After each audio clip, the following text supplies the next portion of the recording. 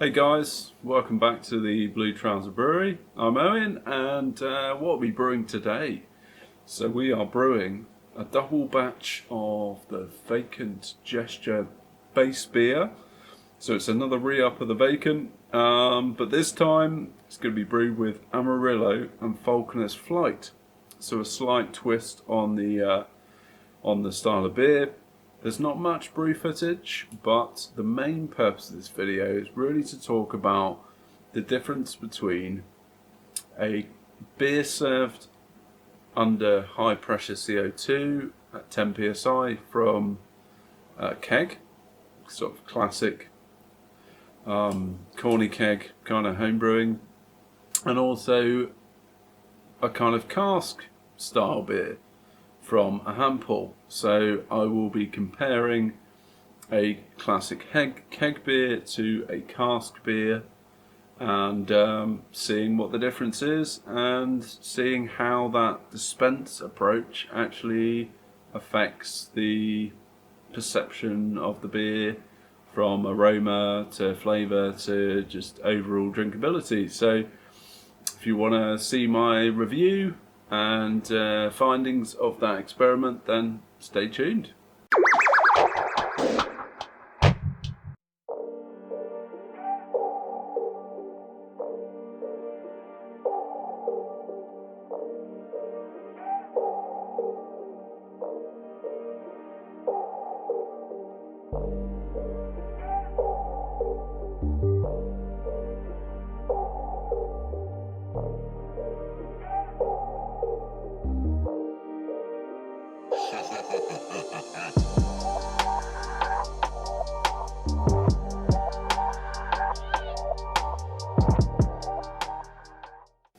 So I was brewing a double batch.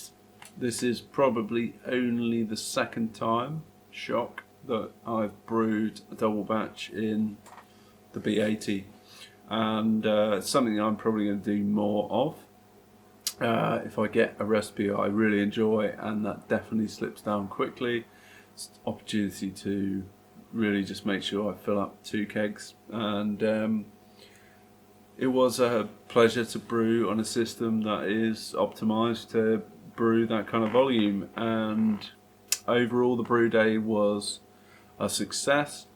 I actually ended up coming way above the intended original gravity, so the beer actually ended up at 4.6% when I was intending it to come in at about 3.8, 3.9. There was 2 reasons for that. One was I overshot the original gravity by a few points, primarily through just good brewing practice and really optimizing efficiency within the B80, which I've been working on. And the other was it did dry out slightly below the intended final gravity. So I used my Yeast Bay Midwest ale yeast, which is one of my favourite yeasts to use for this style of beer. It's a lovely, relatively clean American ale yeast. Adds just a nice body to the beer, and it actually dried out pretty well. So here we have them, 2 beers. And they look pretty much exactly the same. To me, the head is just, that's the only difference really. I would say maybe the one-off cask is slightly clearer, but the head is, the one off the keg is much kind of larger bubbles and slightly kind of fluffier, whereas the one off the cask is just much finer and much kind of foamier. So that's really the key difference. So what am I expecting in terms of difference here? I think it will be interesting. Obviously this beer is much more carbonated than this beer. So this beer's been sat at 10 psi for a number of weeks now. Yeah, so this one would be more like 2.4 volumes of CO2, whereas this one's been sat at about 2 or 3 psi for a few weeks now, and will probably be more like kind of 1 volume of CO2.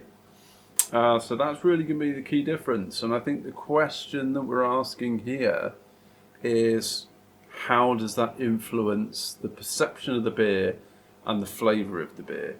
So I think what I might do is start with the keg beer. So aroma is orange and grapefruit, pine. Yeah, pretty much what I expected in terms of the hop profile of the beer. It's got a pleasant aroma. The beer of the cask.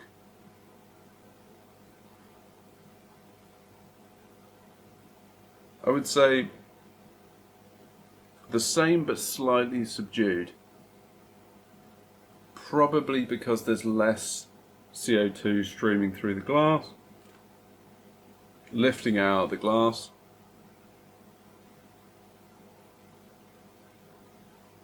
They're very, very similar. So in terms of taste,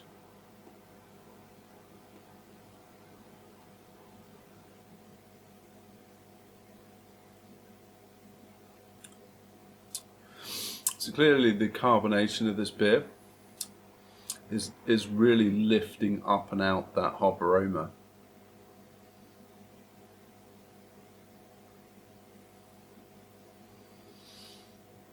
It's light, it's refreshing.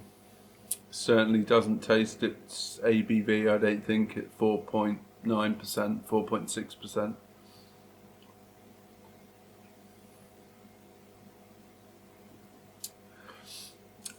It's got some good, strong bitterness to it, just to balance it out. It's turned out to be a nice beer. I think the Falconer's Flight has added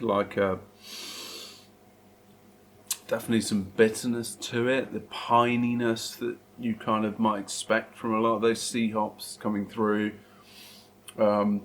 which makes for a kind of west coasty kind of vibe going on. In reality, I don't think it's really a blonde ale. It's probably more fitting into the kind of pale ale area. So let's try the cask beer.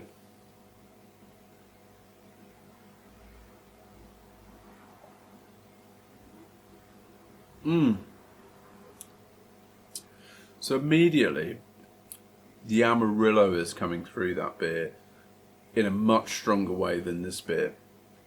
It's much smoother, it's silkier, because of the lower carbonation. I think the body feels slightly different.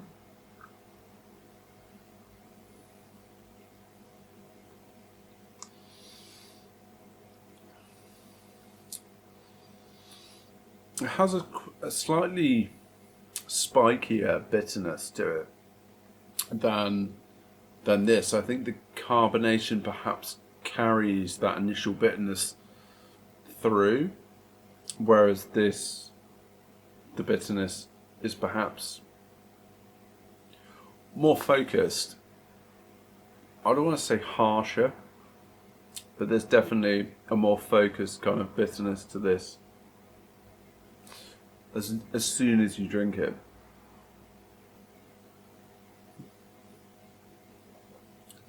But there's definitely a stronger flavour of Amarillo. The orange thing comes through stronger on the cask version over this, and it probably has a slightly stronger grapefruit vibe. So, I'm reviewing basically the same beer. What is the key difference? And really the only key difference is the carbonation and the way the beer is served. And does it have a remarkable influence? No. the difference is nuanced, but it was an interesting experiment to try the two. I enjoyed this beer so much that I wanted to brew a double batch of it, and I thought the best way to do that would be to kind of dispense it in two different ways. It's enjoyable in both ways. I have to say I have been hitting the cask version significantly more. Is that to do with the novelty of having a handpull? Maybe. But it is very nice having a smooth, lower carbonation beer that I think actually adds to the drinkability of the beer. I think it fills you up slightly less. I think it makes you less gassy. And it just seems to slip down quicker. So I am really enjoying the benefits of having a handpull and lower carbonation of the beer overall. So it's been, it's been an interesting experiment. Which beer do I prefer? In all honesty, I like them both, but for different reasons. And I think if I was really pushed, I'd probably go for the cask version. But as I say, possibly because I'm still in the honeymoon phase of having a handpull. But that is a good pint. Or a half pint. But I normally drink it in pints. In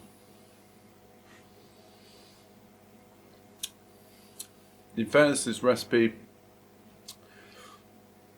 came out more bitter than I was expecting it to be. Certainly more bitter than the traditional Vacant, and in reality I'm glad that the ABV came up a little bit higher in terms of my overshoot on the OG, because had it not, I think the bitterness really wouldn't, it would have been in total imbalance to the gravity, and your boo-goo ratio would be way off. Your boo-goos, you got to be thinking about your boo-goos. So I would like perhaps this to be a little less bitter. It's not that it's imbalanced, but in reality, for my taste, for this style of beer, yeah, maybe I prefer like a little less bitterness, maybe a little bit more hop aroma, maybe a little more sweetness. But we live to brew more beer. So that is my cask versus keg experiment. I hope you enjoyed it, guys, and I would highly recommend dispensing your beer in both formats. And yeah, happy brewing to you.